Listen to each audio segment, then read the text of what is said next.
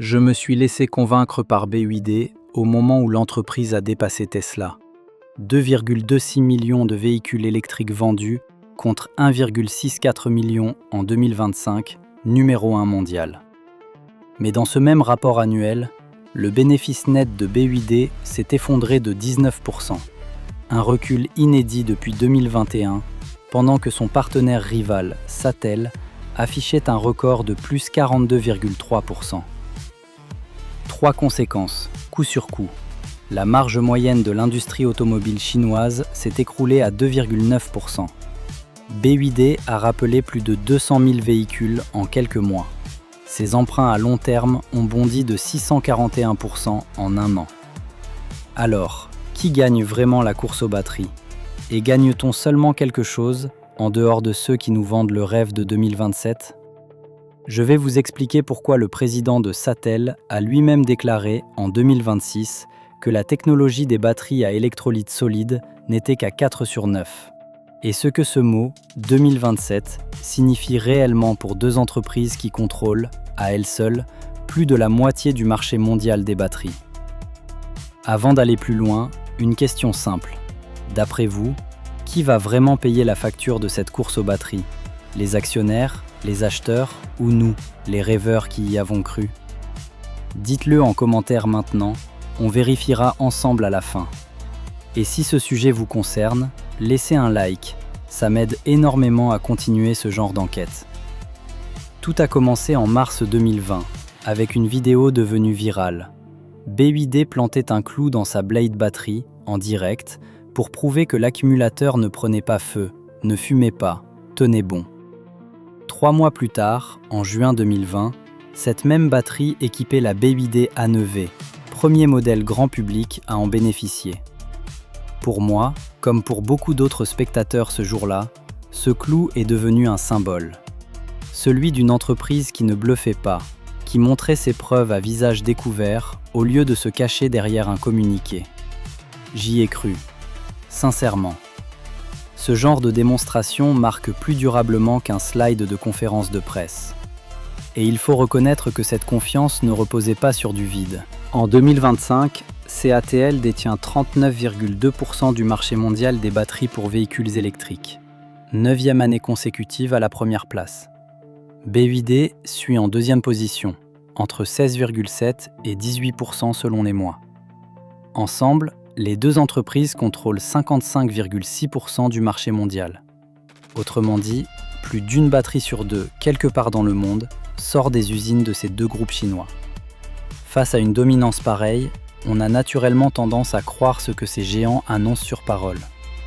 Et la date qu'ils avancent justement, c'est 2027. Officiellement, CATL et BYD promettent toutes les deux le lancement d'une production de batteries entièrement solide à cet horizon précis. La technologie censée révolutionner l'autonomie, la sécurité et la vitesse de charge des véhicules électriques. Deux géants, un seul calendrier, une seule promesse répétée dans les communiqués, sur les salons professionnels, dans chaque interview de dirigeants. Sur le papier, ça ressemble à une synchronisation presque parfaite entre les deux leaders mondiaux du secteur. Mais voilà ce qui me chiffonne aujourd'hui, moi qui ai cru au clou planté dans la Blade batterie.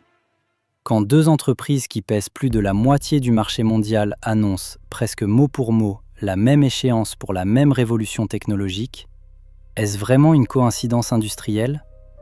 Ou est-ce que, dans cette unanimité trop parfaite, quelque chose sonne un peu trop bien pour être entièrement vrai? Vous vous souvenez du chiffre que je vous ai donné dans l'acte précédent? À eux deux, CATL et BYD tiennent 55,6% du marché mondial des batteries.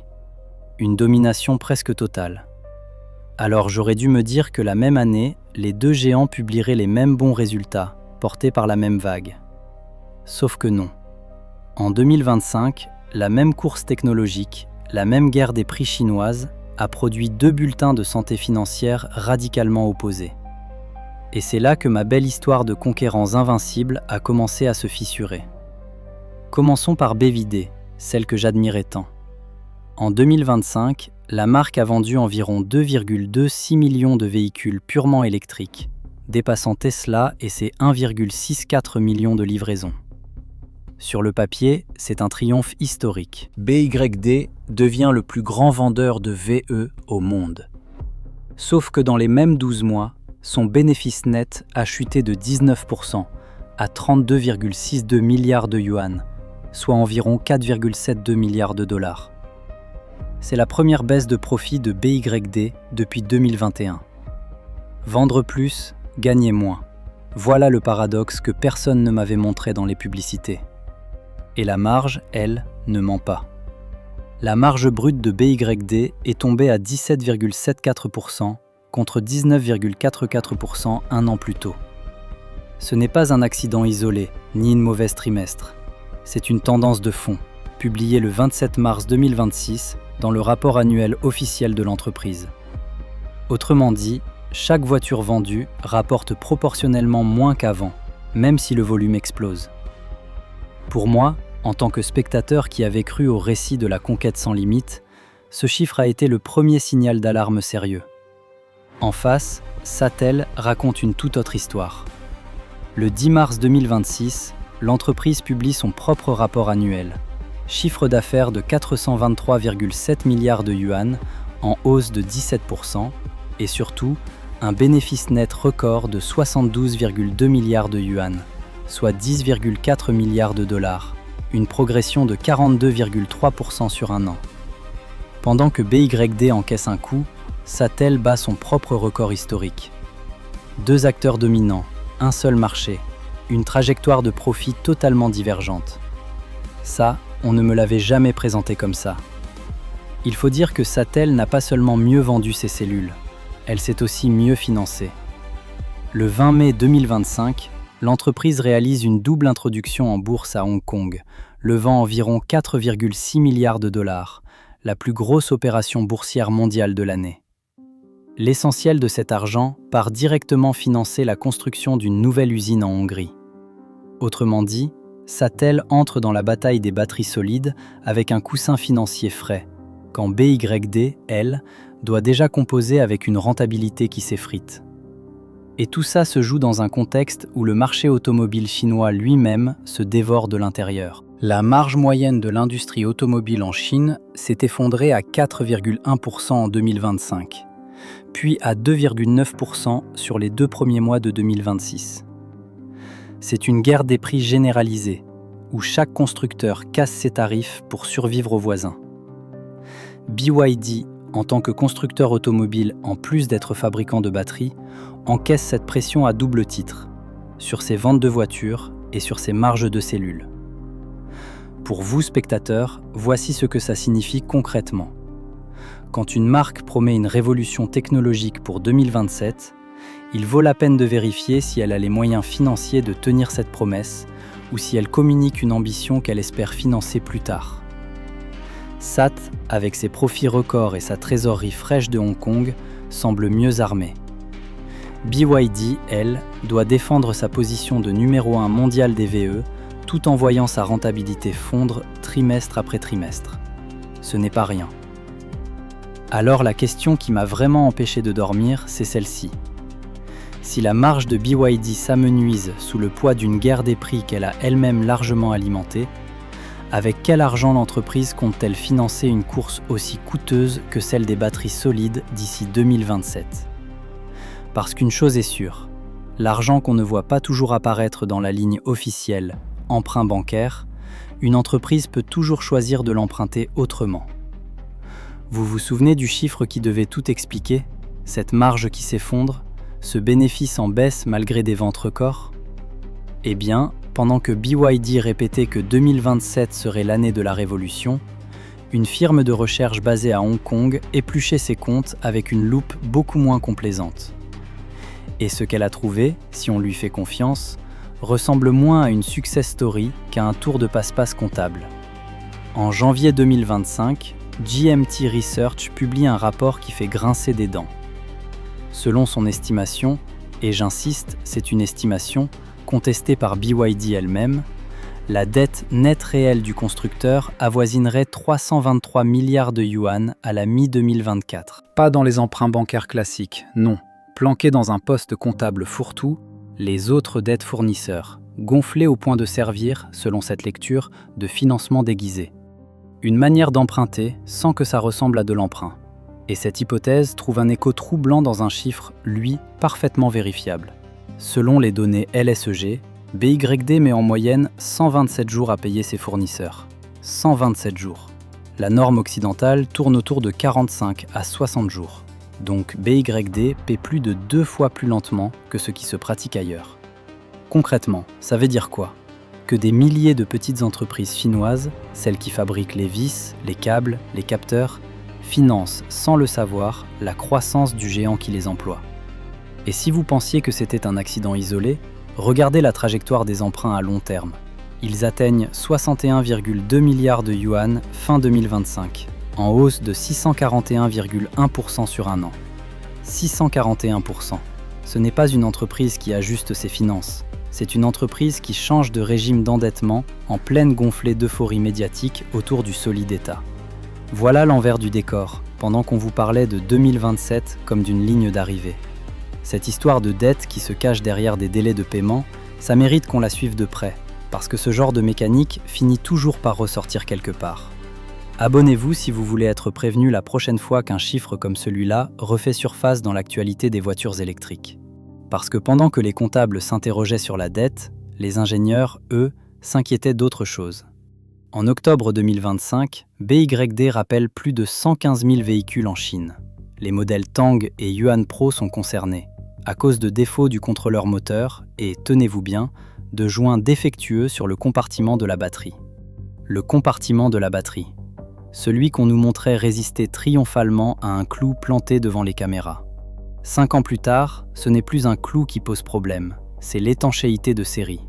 Et ce n'était que le premier acte. En novembre 2025, un mois à peine plus tard, BYD rappelle encore 88 981 berlines hybrides KIN plus DMI, toujours pour des soucis liés aux batteries. Additionnez les deux campagnes. Plus de 200 000 véhicules retirés en quelques semaines. Pour une entreprise qui vient tout juste de dépasser Tesla en vente de voitures purement électriques, c'est un signal qu'on ne peut pas balayer d'un revers de main marketing. Alors posons la question franchement.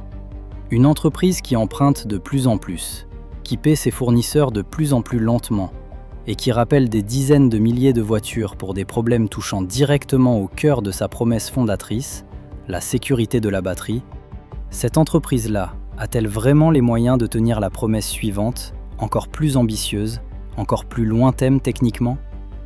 Parce que le mot qu'on vous répète en boucle, ce mot magique, 2027, signifie en réalité quelque chose de beaucoup plus modeste que ce que les gros titres laissent croire.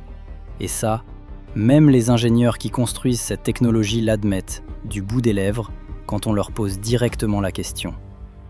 Il y a un mot que les deux entreprises répètent comme un mantra depuis des mois. 2027. Sur les sites officiels, dans les communiqués aux investisseurs, dans les conférences de presse, CATL et BYD annoncent 2027 comme l'année charnière des batteries à l'état solide. Sauf que si vous lisez les textes jusqu'au bout, une phrase revient systématiquement, plus discrète. Production pilote à petite échelle.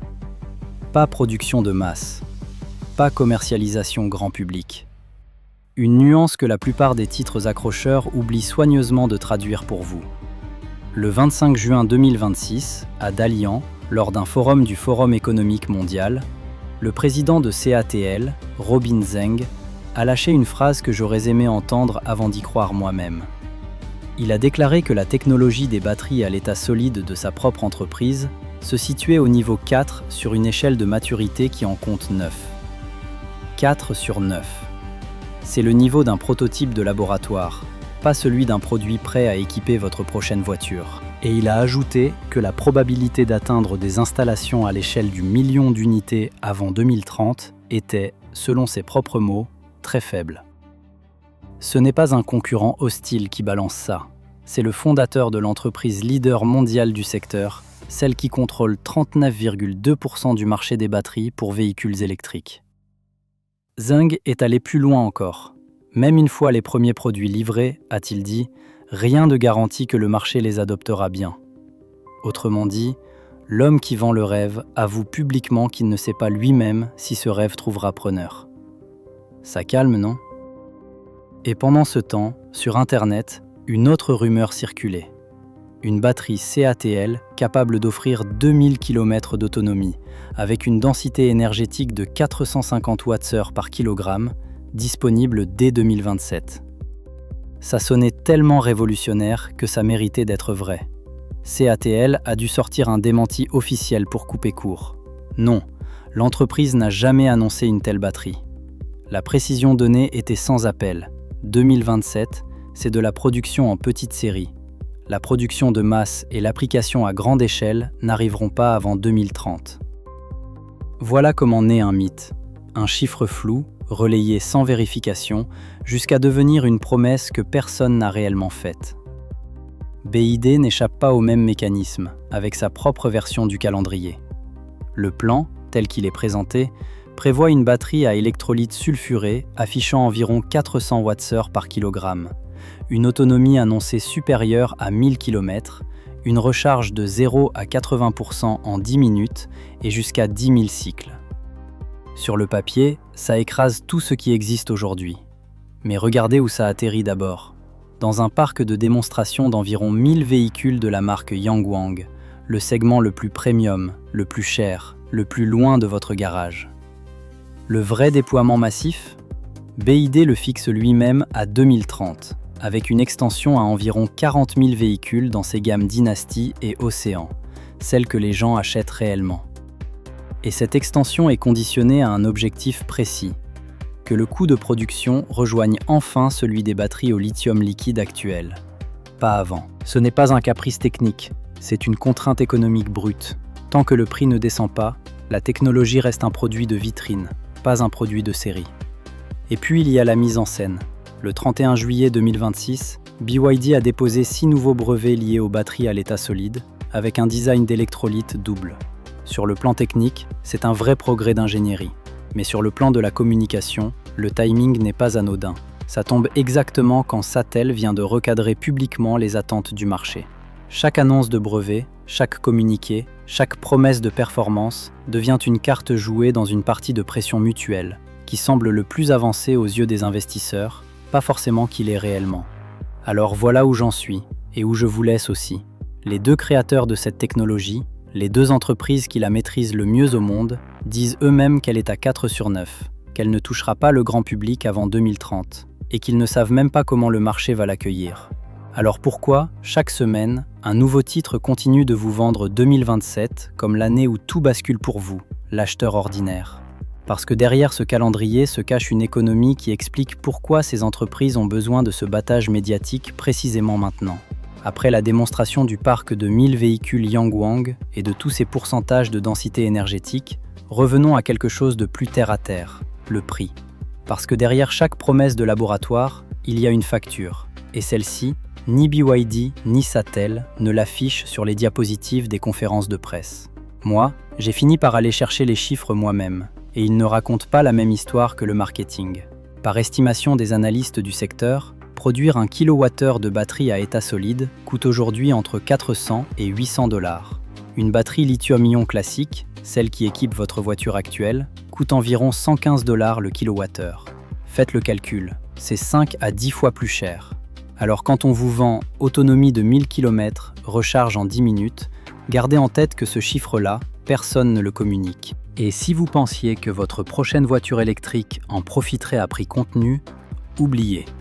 À ce tarif, personne ne baisse le prix d'un modèle grand public avant longtemps. Et ce n'est pas qu'une question de prix. L'électrolyte solide à base de sulfure, celui que BYD prévoit pour sa batterie à 400 Wh par kilogramme, est extrêmement sensible à l'humidité. Une trace d'air humide pendant la production et le composé peut générer du sulfure d'hydrogène, un gaz toxique. Ça semble être un détail d'ingénieur. Pour une usine qui doit produire ses cellules par millions un jour, ça peut devenir un cauchemar industriel. Alors qui paie pour dompter ce cauchemar?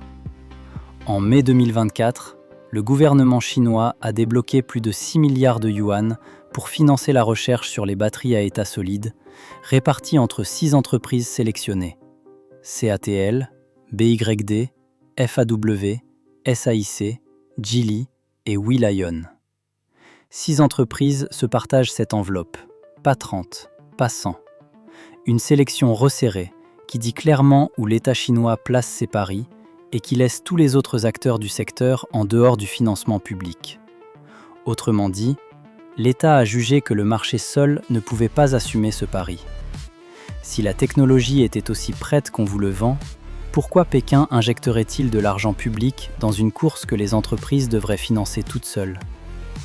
Vous, si votre gouvernement mettait des milliards dans une technologie évaluée à 4 sur 9 par ses propres créateurs, vous appelleriez ça de la vision ou de la spéculation d'État ?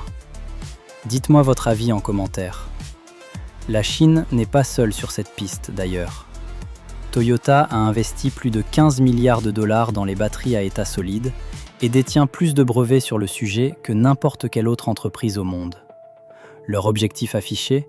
Une production en masse pour 2027-2028. Le géant japonais joue la même carte du calendrier optimiste. Et personne, chez Toyota non plus, ne promet de miracle avant la fin de la décennie. Samsung SDI vise le même horizon. Une production en petite série dès 2027, avec une densité énergétique annoncée de 900 Wh par litre. 3 géants mondiaux, 3 calendriers presque identiques, 3 entreprises qui, en réalité, se battent sur le même terrain flou. Ce n'est plus une course technologique entre la Chine et le reste du monde. C'est une course de communiqué de presse entre tous les acteurs du secteur. Alors, dans tout ce brouillard de promesses, il y a une chose qui par contre fonctionne déjà. Pas l'état solide, le sodium-ion. En avril 2025, CATL a présenté sa marque Naxtra, présentée comme la première batterie sodium-ion produite en masse au monde. Densité énergétique plus modeste, 175 Wh par kilogramme, autonomie annoncée de 500 km. Rien de spectaculaire sur le papier. Mais elle existe, elle roule, et elle est testée. En septembre 2025, Naxtra est devenue la première batterie sodium-ion au monde à passer le nouveau standard de sécurité nationale chinois GB 38031 2025. Elle conserve 90% de sa capacité à moins 40 degrés Celsius, un chiffre qui, pour une fois, n'est pas une promesse de laboratoire, mais un résultat mesuré. Par là, CATL prouve qu'elle s'est livrée une technologie réelle. Reste que ce n'est pas celle qu'on vous vend sous le mot magique 2027. Alors posons la question franchement. Si la seule batterie qui a déjà prouvé sa fiabilité, qui a déjà passé les tests officiels, ce n'est pas la batterie à état solide, mais la batterie sodium-ion, qu'est-ce qu'on vous vend vraiment sous le slogan 2027 ? Une technologie ou un calendrier conçu pour les investisseurs et les gouvernements ? La réponse, on la trouve là où les usines, elles, ouvrent vraiment, ou ferment. Pendant que CATL et BYD se disputent des points de TRL sur une échelle de 9, l'expansion mondiale de BYD, elle, se fissure au grand jour. Milieu 2026, le constructeur suspend la construction de son usine turque, un chantier d'1 milliard de dollars prévu pour sortir 150 000 véhicules par an. Au même moment, l'usine de Szeged en Hongrie démarre sa production d'essai en janvier 2026 avec près de 960 employés. Et celle de Camaçari, au Brésil, entre officiellement en service le 1er juillet 2026. Une expansion à 3 vitesses. On avance ici, on gèle là. Je ne vous dirai pas que BYD renonce à conquérir le monde. Ce serait mentir. Les usines hongroises et brésiliennes le prouvent. Mais un chantier d'1 milliard suspendu, ça ne s'explique pas par hasard. Ça sent l'arbitrage forcé. Des ressources qu'on retire d'un marché pour les concentrer ailleurs, au moment précis où la marge brute du groupe tombe à 17,74% et où le bénéfice net recule de 19% sur l'année. Financer une révolution technologique et une conquête territoriale en même temps, ça coûte cher, et quelque chose doit céder. Et pendant que BYD gèle un chantier d'un côté, elle joue un jeu à double face de l'autre. Sa filiale FinDreams Battery, créée en 2019, ne fabrique plus seulement des cellules Blade Battery pour les voitures BYD. Elle les vend à l'extérieur. Contrat de 8 ans signé en 2024 avec l'américain BorgWarner. Livraison à Xiaomi Auto, à Xiaopeng, et selon certaines sources, non confirmées officiellement, même à Tesla. Autrement dit, BYD n'affronte plus seulement CATL sur le marché des voitures. Elle l'affronte aussi sur le marché des batteries, en lui piquant potentiellement ses propres clients. Vous voyez la position absurde dans laquelle ça place BYD? Constructeur et fournisseur à la fois, rival de CATL sur deux tableaux simultanément, dans un secteur où la marge moyenne de l'automobile chinoise s'est effondrée à 2,9% début 2026. C'est une guerre sur deux fronts, financée par une entreprise dont les délais de paiement fournisseurs atteignent en moyenne 127 jours, contre 45 à 60 ailleurs dans le monde. On tient debout en tirant sur la corde. Jusqu'à quand? Personne ne le garantit. Et maintenant, je referme la boucle que j'ai ouverte au tout début de cette histoire. Vous vous souvenez du clou? Ce test viral de 2020, le clou qui transperce la Blade Battery sans provoquer d'incendie, la scène qui m'avait convaincu que BYD avait résolu, une fois pour toutes, la question de la sécurité batterie. C'était spectaculaire, c'était rassurant, c'était vrai, sur cette caméra, ce jour-là. Sauf qu'en octobre 2025, BYD rappelle plus de 115 000 véhicules en Chine, Tang et Yuan Pro compris, pour des défauts de contrôleur moteur et des joints d'étanchéité défaillants sur le compartiment batterie. Le même compartiment. Celui qui avait résisté au clou devant les caméras n'a pas résisté à la chaîne de montage. En novembre, un deuxième rappel s'ajoute. Près de 89 000 berlines hybrides KIN plus DMI, toujours pour des problèmes liés à la batterie. Plus de 200 000 véhicules, 5 ans après la démonstration qui m'avait vendu la confiance. Voilà où j'en suis arrivé, personnellement. Je ne dis pas que BYD est une fraude, ni que la Blade Battery est dangereuse.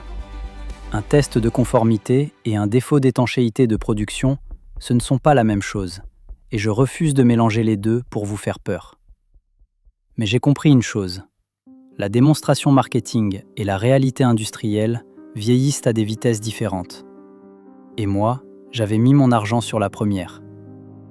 Alors non, je ne me précipiterai pas pour croire que 2027 m'offrira une voiture électrique à batterie solide, abordable, avec 1000 km